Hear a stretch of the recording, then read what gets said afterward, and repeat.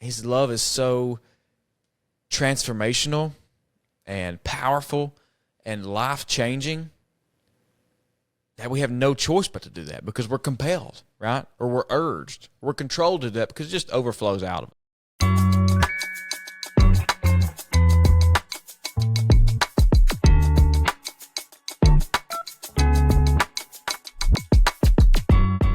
Welcome to the Getting Better podcast. Thanks so much for hanging out, joining, and choosing to get better. We're just happy to be together, man. Gage, you're so awesome. Thanks for being here, man. I don't know about all that, but I do know this. I'll tell you what is awesome. I'm thinking by the time this comes out or close, it will be time for Tennessee football. Am I right on that? Is that the... depends when you want this to come out. We can adjust that. Well, either way, it's getting close to that time anyway. It's close enough for you to wear that shirt. That's exactly right. Yeah. It makes me excited. Yeah, man. Couldn't be any more excited. You got season tickets this year? I do. Gage just stunting on all of us. Can't help it. I can't. I downgraded. I downgraded. Yeah, I downgraded this year. So they hiked up the prices, right? They hike up the prices every single year. You got to pay for them players every single year. If we start winning national championships, I agree with that. I'll do it, and I'll do it with a smile on my face. You sound like those old people that are playing. That's the only way I know. No, you're good. Football season's fun. What is, and I'm going to sound like an old person to do this, seasons of life are fun. Yeah. And some seasons are tougher than others for different reasons, but I think about summer. I love summer because of different things I'm a part of, and Worship on the Water is one of those things, but the lake and what that means to me and spending time with my wife and her family, there's really things I enjoy about that. But also in everything being green, but then the fall I really like because of loving sports, the communal aspect of all that. Cooler weather. It's just winter's probably my least favorite, of course, but there's something to appreciate in each season. There is. And as I've gotten older, I've learned to appreciate the different times and different rhythms of those seasons, for lack of better words. So it keeps me looking forward to stuff. I was about to say, there's always things to look forward to. Wintertime, it's holidays. Yeah. Basketball season, of course, Yeah. Springtime, obviously things are warming back up. Then you got March Madness. Who don't look forward to that? Yeah, that's great stuff. No, I think you're right. And as we're talking about seasons of life, I'll try to think about ways in my life, right, of ways I can grow, ways I can get better, because I think each season's different, right? And different seasons of my life, I want to grow in different ways maybe. Mm-hmm. But, man, I'm telling you, I have challenged, not myself, I felt so challenged in the past, I don't know, probably 2 weeks in this season of my life of sharing my faith. And so a couple weeks ago, I prepared a short devo for prayer when we did seven nights of prayer. And, man, while I was doing that, I felt so challenged because the question I kept coming up to and coming with, and I kind of, not audibly, but I just kind of heard the Lord saying this to me. He's like, why don't you do it more? Why don't I do it more? Quit talking about it and do it. Yeah. Why don't you just do it more? And I never came up with an answer to that, but it has challenged me. And the past few days, past couple of weeks, I've really been looking for ways to do that. And my wife and I, we sat down and we were talking about just how to do that, how to do it naturally. First off, Tom, pause. The fact that you and your wife are discussing that, like that, so she challenges me, really. She challenges me in that. But kudos to you guys for having conversations like, hey, how can we grow as individuals and together, and work this out, grow in our life and our sharing our faith and things like that's big time stuff, man. And I don't want to just gloss over that. Well, I don't know. Commend both of you, compliment all that. That's big time stuff. But here's the thing: because some couples just don't even talk, and some just talk about nonsense and things that don't matter. Yeah, they just survive because of X, Y, and Z. Yeah, and everyone. Sure. And I want to have grace for everyone has difficult relationships for different things, and I don't want no shame, but I do want to, point out, hey, that's awesome. And a lot of it is as I was kind of preparing for the 7 days of prayer, I was just, man, there was stuff coming to my mind. Like I said, why don't I do this more? How can I share my faith? And I would just ask her because I wanted to hear her opinion too, And she was telling me, and I think literally today, she got to tell me about a conversation that she had at lunch with a person that that she works with, where it was faith related. And so I say that because there's so many instances in our life of this where sharing our faith comes up. And why is it important? Well, right before Jesus, we know he dies, raises again, and then he ascends into heaven. But right before he does that, he tells us to go be his witnesses, right? In Acts, that's in Acts, but in the Gospels it says, go and make disciples of all nations. And so to do that, we got to share our faith. And here in a little bit, we'll get into some ways of how to do that. But first, when we're talking about the importance of sharing our faith, why do we do that? Okay? The first thing that comes to my mind, and I know you got some stuff to add on this, is a verse in, where is it in? I have it in a note somewhere. I think it's Corinthians. It is 2 Corinthians. It says, Christ's love compels us. In other words, that means it urges us or it controls us, right? It compels us to share our faith, okay? Why do we do that? His love is so transformational and powerful and life-changing that we have no choice but to do that because we're compelled, right? Or we're urged. We're controlled to do that because it just overflows out of us. And so I think before we get into maybe how we should share our faith, talking about why, I think it's important. As Christians, that's we are called to do that. Yeah, I think that compels thing is so good, man. Like, and I hate when people make references to worship and football games or basketball games. It is true, but and I'm not hating on anybody who does that. But it's just awkward for some reason, and I don't know why that is. Yeah. But like when your team wins, when Tennessee beat Alabama, you are urged, you are compelled to storm the field. Yeah, to storm the field. No, you're compelled because something is driving you that you care about, that you're passionate about. Something has happened in your life where I can't help. Like it compels me.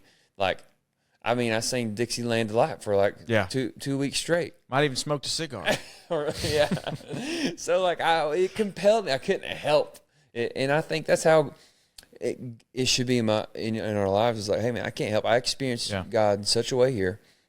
He's changed my life in such a way here. He has showed up in such a way here where I can't help but sing. I can't help but share my faith because His love that I've experienced day in and day out, His mercies, new every morning I've experienced it, that it just compels me. It urges me to share. Like I can't.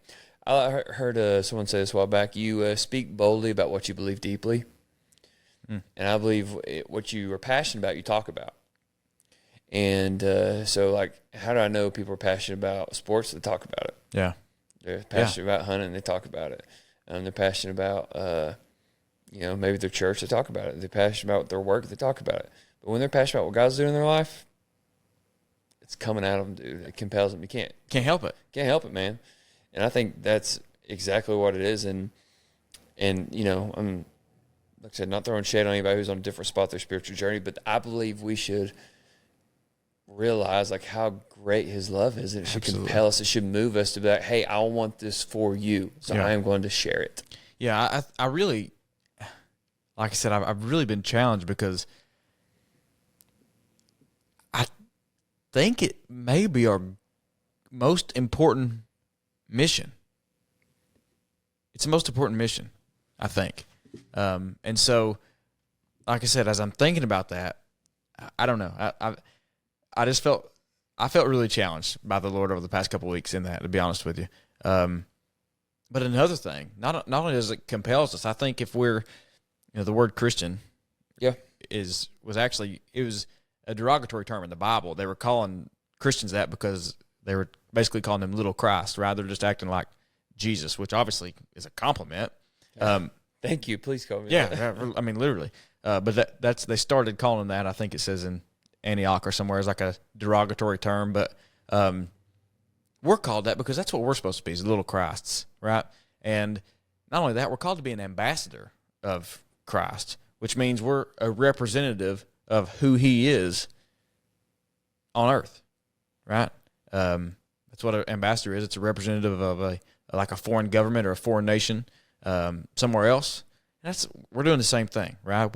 We are future residents of heaven, but we're here on earth, and we're ambassadors for Jesus, which means we're telling others about his transformational power or his life-giving love. And I don't know. Again, we're ambassadors. I think it's the greatest mission we can have as a Christian is telling others about Christ. And there's a lot of different ways, and it starts out in different places, of course, in your homes. There's different ways you can do it, but it's certainly important to know that we're called, not just asked or even suggested. I think we're actually called to do that and commanded by Jesus when he says, go and make disciples of all nations. Yeah, I think we're called to do it, and I think once you experience, you can't help it. And one of my favorite ways when I think about sharing our faith, sharing what God's done in our life, there's a Bible verse. I was trying to look it up real quick, but I couldn't find it. But Paul's basically like, hey, sharing the good news of the grace of your Lord Jesus Christ. Yeah. The good news, like the gospel literally means good news. Like we are sharing good news that Jesus died for everything. Which it is good news. It's so good, man. And like you're not bound by your past, your sin, things that weigh you down, what's happened to you, the stuff you did to yourself. You're not bound by that. You're free. This is good news that you can inherit life here on earth, but also eternal life in heaven.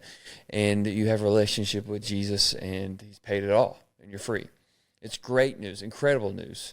The grace that saves you and the truth that sets you free. It's great news. And he says, share this good news. Well, I remember when my buddy, he called me and said he wanted to meet up at Waffle House for breakfast one time. He said he wanted to share something with me. And so we get there, and this has been many years ago, probably like 7 years ago or so now. And he wanted to share some news that he couldn't help. And you could just see it all over. He was so excited. He's like, man, I had to tell somebody. And so I called you. I want to meet with you. Hey, my wife's pregnant, and we're going to have our first child. And I just couldn't wait to tell you. You could just see it on like this good news he couldn't contain. This good news, like it compelled him to like, I have to tell somebody. Like it's too good. Yeah. And like I want somebody to know. And I think that's how our faith should be. It's like, hey, I can't help, but I have to tell somebody what God's doing in my life. Absolutely. Like I just love that. Like it's good stuff. Yeah, and of course, it's important to know why we should share our faith. Mm-hmm. Jesus called us to, and things like that. That's very important.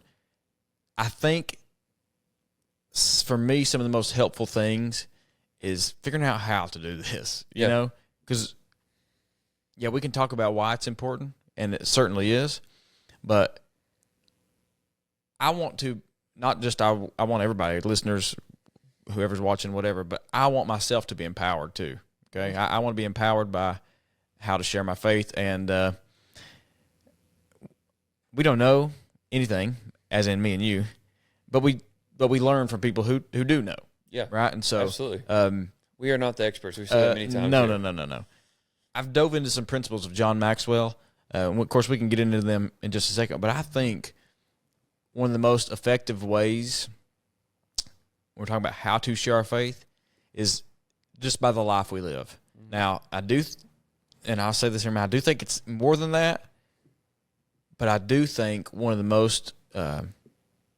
the ways people see the most will be how we live our lives. And we've said on this podcast before, we've done episodes on it, how to live an attractive life, right? We want our lives to be so attractive that people who know us but who don't know God would want to know God because they know us.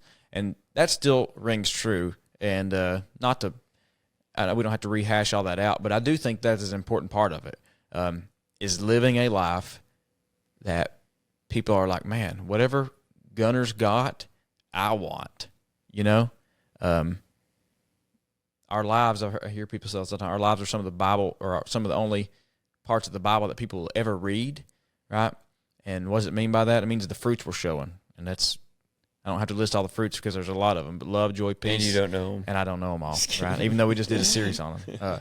No, but I do think that's an important part. So I don't want to really skip over the importance of living an attractive life, because I do think it's very important. You got any thoughts on that? Because again, that's probably the most practical way of sharing our faith. And so, like I said, I don't think it should be skipped over.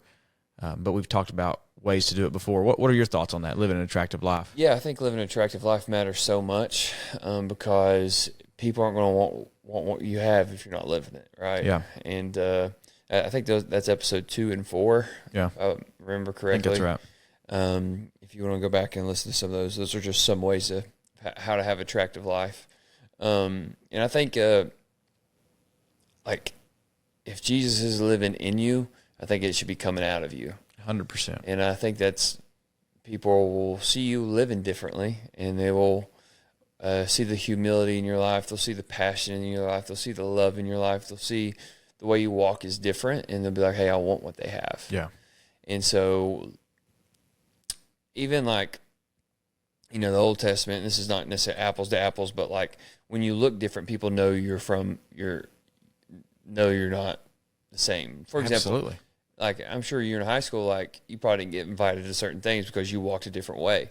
And so the Israelites in the Old Testament, God said, come out and be set apart. Like, don't be like everybody else because you're with me. And people knew other tribes, nations knew the Israelites. Like, hey, they're different. Yeah. Like they operate differently because they come out and they're set apart and they operate different. They do, their sacrifices were different. Whatever they did was different. And I think as we live differently, people are like, wow, they don't gossip like everybody else. Right. They don't operate like that. They don't lie like that. They tell the truth. And those are very basic right there, but those basic things set you apart. Yeah. And I think when you live a life that's attractive, it's different than what you may see day to day. And the goal is to take steps and be more and more like that every day. And I think once you live in that, it really makes a difference. People take my notice. And that's certainly an important part. Yeah. It's important. Like I said, if you want people to be excited about knowing Jesus, and if they don't already know Jesus, then you want to present something to them that, hey, this is awesome, right? He's changed my life. It's awesome. So that's certainly an important part of it. I think the joy, attractive life. Yeah, the joy that comes with knowing God, should be on you. Yeah, definitely. Should be on you, and people like that's attractive because you can't get that anywhere else. For sure. And this is where I've been challenged by it. Okay, and I don't know if I shared this I don't think I did, but I don't want people to say, man, that Gage is a good person. You know what I'm saying? Because if they're doing that, I think I'm missing my mark. And here's what I mean by that. But you are a good person, but carry on. Yeah, but if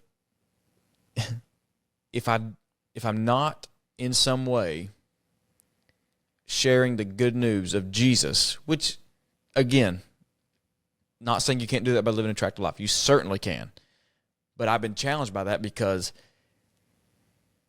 there's another step that I've just not been taking, and just to be honest with you. And maybe that's not for you, and maybe that's not for you, but that is a step I've just not been really taking. And then what I mean by that is I've not been, and it sounds radical, all right? And I know it sounds radical, but I think we're kind of in a way called to be that. But I want to get to a point where I'm telling people about Jesus and I'm bringing them to decisions on Christ, just to be honest with you. Not by pushing or overbearing or anything like that. I don't mean that. I just mean there's a next step that I'm not taking that I want to take. And it starts by building a relationship with somebody. But that's where all this was coming from, is I felt challenged in a way because I don't want people to just say, man, Gage is good. Because that's not what it is. If they don't say, man, Gage loves Jesus and knows Jesus and he wants me to know him too, then I just felt like I was missing something. So that's where I got challenged in this the past couple of weeks. And so that led me to John Maxwell's 5 points, 5 steps of sharing your faith. Now, I thought these were great, easy things for us to do. They're fantastic. So I'll just, the first one is to value people and add value to them. right? That's how we can share our faith, by Amen. valuing people. Amen. Because Paul says, I have voluntarily became a servant of everyone, right? Of everyone. And so I think I said this at prayer, sometimes we see people as broken and we see people as hurting. And, if you see them as broken, you want to fix them. If you see them as hurting, you want to help them. But if you see them as valuable, you'll serve them. And I got that from John Maxwell. That's not Gage Hoslow. But the point of that is showing somebody the love of Jesus by serving may be one of the best ways, to be honest with you, right? And you can only do that by valuing them first. What's your thoughts on that? I think people can be so broken. Yeah. And they can be so lost where they feel like they don't have value. And the thing about the kingdom of God is, like, everyone has so much value that they're worth dying for. Yeah. And if we live with that in mind, we see people differently and we see the value in them that God sees them. And that's like a prayer you have to have every day, right? To see people as God sees them, be a noticer, value people that way. And then you want to serve them and add value to them. I just think that makes such a huge difference because, like, people see people in broken or in bad states and they call them what they are. Yeah. And I think God sees people and says, "Hey, I know what you can be. Like, I know what's on the inside of you. I know where you're at, but that's not where you're supposed to be." And God sees the potential in people. He sees the value in people. And I think he wants his children to do that as well. Definitely. And I think if we do that, most people aren't motivated when you just tell them what they are. We just had this conversation a second ago. We did. Almost everybody knows what they've done wrong. Yeah. Like, you don't got to tell me what I've done wrong. I know where I made my mistake. But you can come in and tell me what I'm doing right. You can tell me how to, and encourage me how to move me forward. There's this Bob Goff book. I can't remember which one it was. I think it's Everybody Always. Yeah, that's right. I did a small group on it a long time ago. But basically, like, talk about catching people on the bounce. And he said when people jump out of their airplanes and say their parachute doesn't open or they jump off something and they are hit the ground, the initial impact doesn't kill them. So, like, the actual first impact, the first mistake doesn't kill them. It's the second one where their bones basically pierce their body is what takes them out. And so what he talked about, like, when people make mistakes in life, they're going to make that first initial mistake and they're going to hit pretty hard, right? Yeah. But we don't want to be that second hit that knocks them out. We want to be someone who catches them on the bounce. Absolutely. Where it's like, hey, like, I know that's what you did, but that's not who you are. Yeah. Hey, I know this is what happened to you. That's not who you are. Like, let me tell you how valuable you are. Let me tell you how God sees you. Yeah. And I think that moves people.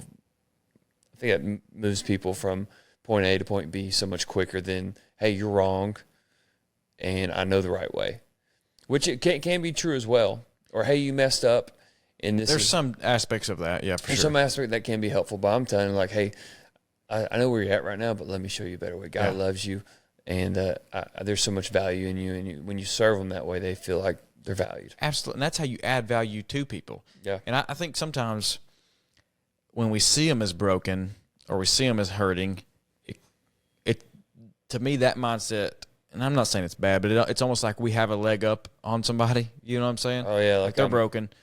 I'm not. I'll try to fix them. You know what I'm saying? Yeah. When the reality is we all are. Yeah. Okay, we're all broken. We're all hurting. I think for me, changing my mindset from that to the valuing puts me in a whole different perspective, right? Because Sure. we're all on the level playing field that way. And, that's what I want to do, man. Just serve, add value to people, value people. Because that's what Jesus did when he was here, right? That's what he still does, but that's what he did when he was walking the earth, valuing people, even the ones that nobody wanted to value, or even the people who in that time period, culture would say they didn't have much value. Jesus valued them anyway. And that's convicting because we're not, and maybe I can just speak for myself, I'm not always drawn to the ones that our culture says has less value, right? But Jesus was. I don't know. There's something important about what he does, and that's what I want to do. Yeah, absolutely, man.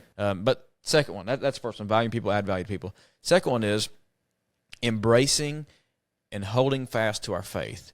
So basically, what that is this is a passage in Corinthians. This is Paul, but what he says is, I entered their world, right? Gist of it is, I kept true to my faith, right? I didn't take on or do the same things they were doing, but I entered their world. That's what he says. Yeah. The only way to do that is holding true to what we believe and what we know, right? Yeah. Embracing our faith, and I think that word embracing, I wrote this down. By embracing my faith, I'm holding it at a higher standard, right? Kind of more important than what I normally do. I want to hold it more important than what I normally do. And what that can look like is sprinkling Jesus in my conversations. And I think over the past couple of weeks, I've tried to be more intentional on that, because that's a great step of sharing our faith, embracing that and knowing it's true, right? I'm not going back on it. I can enter their world, and by there, I just mean, that's not a derogatory thing. I'm just saying lost. I can enter where they are, but I'm going to hold true to what I know, right, in hopes that they see that too. And something about that, when we're talking about attractive, something about that's attractive. If you got something you hold true to, something about that's attractive. Yeah, I think everyone appreciates somebody that holds true to what they believe, even if they don't believe it, right? It's like, Absolutely. Man, I appreciate like how strong they are in their faith or whatever. I think we've probably both experienced that in different arenas. But yeah, man, I think you can't go reach people that are lost if you're not around them. Yeah. So you have to enter in their world somehow. You do. But you have to stay true to who you are, who Christ created to be, your faith. And because that's the hope for everybody. And challenging, when I think about embracing and holding true to my faith, what was challenging to me was, again, I tried to empower myself. I really did some soul searching the past couple of weeks, because I've just been, I don't know, man. This is one thing I want to hit, as in sharing my faith. But when I'm talking about embracing and holding true, I was like, I literally wrote down to myself, a note to myself, read my Bible more and pray more. That's what I wrote. Because if I'm embracing my faith, I'm going to be doing that, right? Yeah, and that would have no choice but to come out in the things I do or in the places I'm at. So that's the second one. Okay, third one. The third one. How to share our faith. Yeah, third one, how to share our faith. And I think this is one of the most important, and we were touching on it just a second ago. It says, enter their world to know and understand them. And here's what it says. After it talks about entering their world, he says, I tried to experience things from their point of view. All right? I'm quick to say, this is the way I look at it, or this is how I see it. I think you should probably do it this way. This is what it should look like. I'm good at doing that part. Paul here in Corinthians is saying, experience their point of view. Try to see things from their point of view, right? And I wrote notes. In my mind, I was thinking, in my head, literally, what's their point of view? What's their point of view? So I was thinking, maybe church hurt. Maybe family hurt. I don't know what it is, right? But if there's something that's holding them back from accepting Christ, I'm going to try to see it from their point of view. If they've been hurt in church, I'm going to try to see where they're coming from. If they have something in their family that's or a situation that's made them push God away a little bit, I want to try to experience what they're coming from, because all that's true, man. Tough things happen in life, and sometimes that's the way people react, is by pushing God away. And so in here, I was like, how can I see their point of view? I don't want to just automatically come and say, you're wrong, you're wrong, you're wrong, you're wrong. How could you give up that easy? I don't want to do that. I want to see where they're coming from. I want to experience that. I want to enter their world. I think when sharing our faith, it's one of the most important things we can do. Yeah. In these steps. Now, they're all important, of course, but entering their world, seeing things how they see it, I think it's going to be really important. Yeah, man. And it's just, I think assuming you know their point of view without getting to know them is very arrogant. Yeah. Of us. That's good. And I think we've all done it. I'm not pointing fingers at anybody else. I'm talking about me and you. Yeah, you're right. It's very arrogant for me to assume so-and-so Like, why don't they come to church? Or or why don't they, quit kicking the tires? Why don't they get serious about their faith? Like, it's very arrogant for me to just assume that, everyone's got a different background. Everyone's got different things that happen to them. And I wouldn't know, you don't know that until you get to know them. And I think once you get to know people, relationship changes everything. And you see how, you love people better when you're in proximity with them, right? And I think when you have those relationships with people and you have meals together, you go to ball games together, you just do life together, and then you get to see their point of view. You get to see, hey, that's really the point that you get to see their pain points and different things in life, and then you can understand their point of view, and you can help them and serve them and value them from that absolutely. point. You're not trying to find that point and then point it out. No, you're trying to help them from there and value them from there. And that's I think we want to skip that step so many times because that step, I think, takes time. I was just about to say that. I think that may be the most literal time-consuming one. Yeah. To see their point of view, because it's like, you can't always understand. They might try to tell you or whatever, but like it might not click. You have to understand. I mean, I know my marriage, like I still understanding Lauren's point of view on different things in life, right? And that just it takes time knowing somebody and how they view things, right? And that's something you actually have to really be intentional about, which is why I think could be one of the harder ones. Yeah, to be honest with you, because you really have to be intentional about that. Mm-hmm. And it's a hard thing because it takes time. Building relationships, taking somebody to eat, going to coffee, riding the ball games together, whatever it is, it takes time. And like I said, I think it may be one of the more frustrating ones. I put frustrating in quotation marks a little bit because you don't always see results automatically, right? It's something you got to keep being intentional with, keep entering their world, keep trying to see their point of view. So I think it's one of the more difficult ones. Yeah, everybody wants to.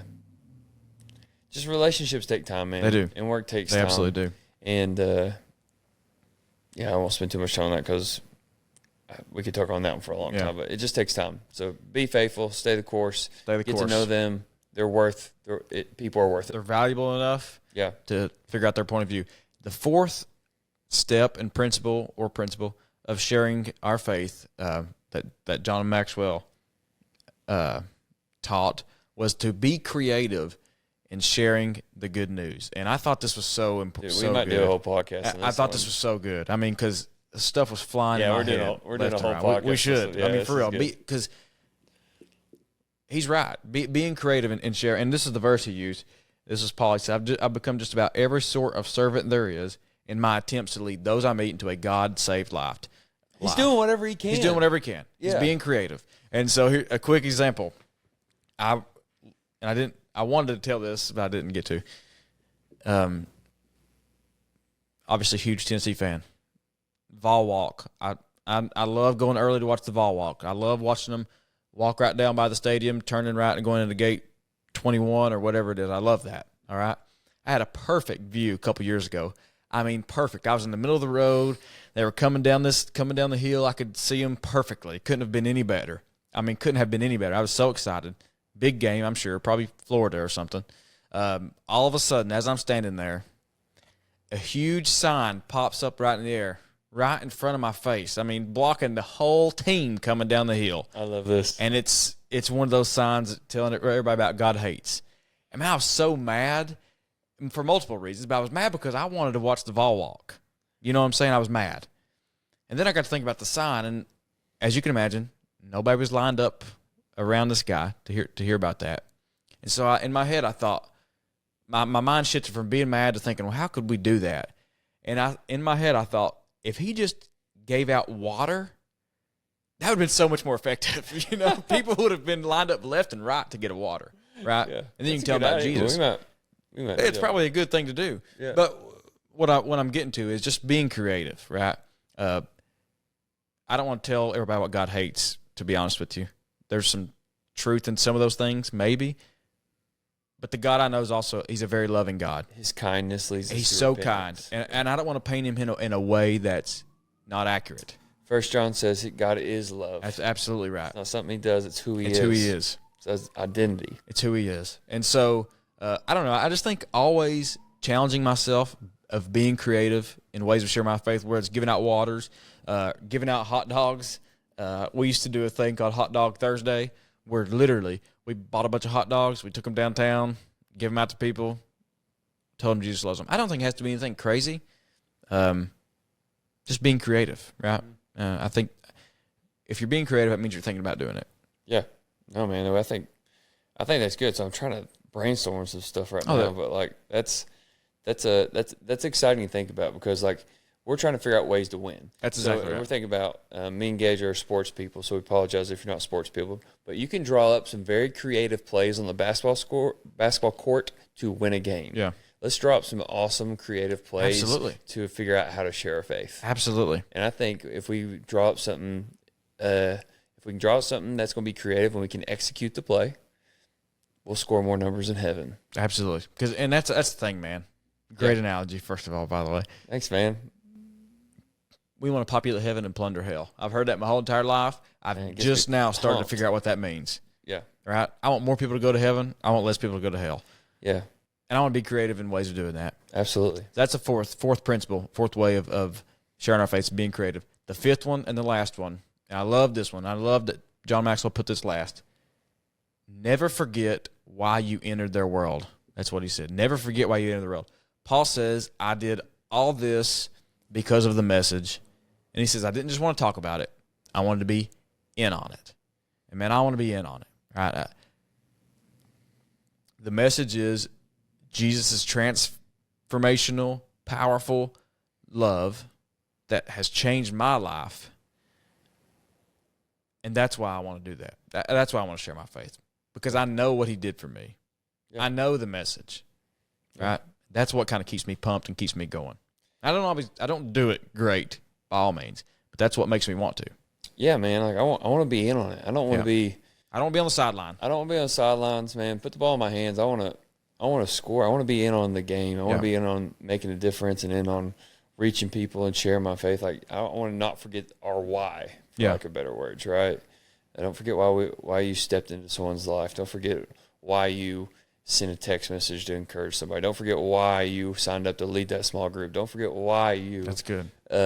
Chose to serve that Sunday. Like remember why you got in on this. Yeah. Remember why you stepped into their world.